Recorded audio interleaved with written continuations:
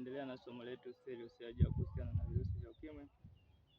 Kwanza kabisa tupate burudani kidogo, alafu nikupeleke kwenye ujumbe ambao Mwenyezi Mungu amenipa.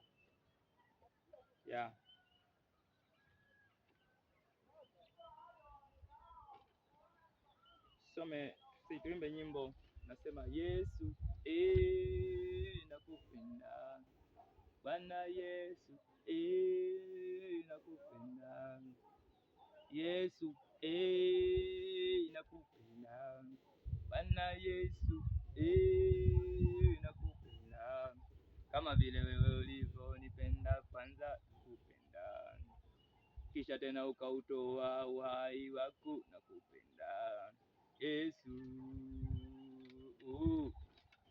Msalabani dhambi zangu ulichukua, kufika Kalvari Bwana ulinitua, nami nimewekwa huru ninakuimbia Yesu.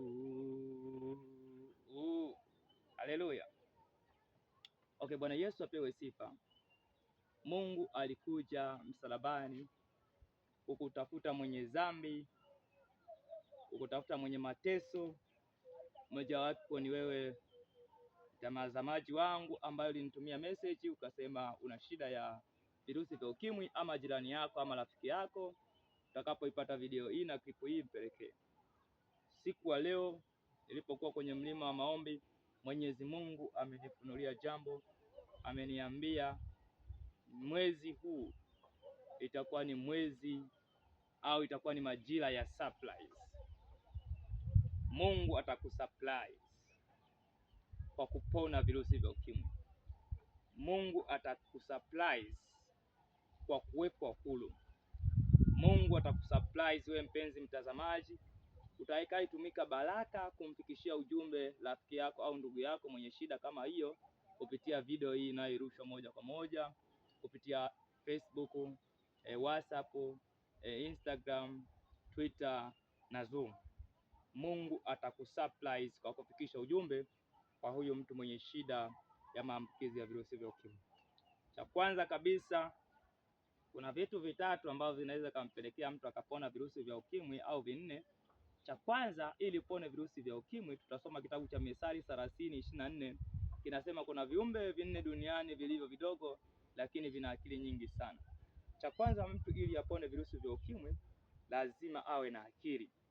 Kwa nini? Kwa sababu mara nyingi nimewahi kusikia watu wanasema, na mimi nimeona watu wengi waathirika wa virusi vya ukimwi wanakuwa ni wakali kupita kiasi. Ule ukali kupita kiasi maana yake kuna sehemu ya akili yao inakuwa imechukuliwa na ugonjwa. Wanawaza ugonjwa. Na wanakuwa watu wakakata tamaa, watu wakutaka kujiua, watu wakutishia kufanya mambo mabaya. Maana yake kidaktari, mtu ambaye anatishia kujiua au anatishia kufanya mambo mabaya, au mtu ambaye ana huruka fulani kupita kiasi, basi ana kiwango fulani cha kukosa akili timamu. Sasa mtu mwenye virusi vya ukimwi lazima kwanza awe kiumbe mdogo ili awe na akili nyingi. Lazima ajishushe. Lazima akubali kwamba hayo madhaifu yake alionayo na huo ugonjwa alionao Yesu alimfuata na kuja kumponya. Bwana Yesu apewe sifa.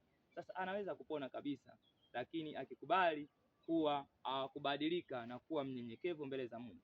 Lakini pia akubali madhaifu yake. Biblia nasema kwamba kwanga ni watu dhaifu lakini hujifanyia nyumba katika mwamba. Ili uweze kupona virusi vya ukimwi lazima ukubali madhaifu yako, kwamba wewe una ugonjwa wa virusi vya ukimwi, na si sehemu ya kuficha. Sasa kwa watumishi wa Mungu ni kusema wazi kwamba una ugonjwa wa virusi vya ukimwi, na sisi watumishi wa Mungu tunatunza siri za Mungu. Tukakuombea na utapona kabisa virusi vya ukimwi. Lakini pia kitu cha tatu, lazima usiwe na mtu wa kukuongoza. Maana yake ukubali kujiongoza wewe mwenyewe. Maana yake unapotaka kuja kuombewa sasa, usiambe kuombaomba ushauri kwa watu kwamba bana nikienda kuombewa virusi vya ukimwi nitapona au sitapona. Huenda wewe mwenyewe unayemuomba ushauri ashagajikatia tamaa. Kwa hiyo ni ngumu sana kupona kama utakuwa unaombaomba ushauri kwa watu au unaangalia watu.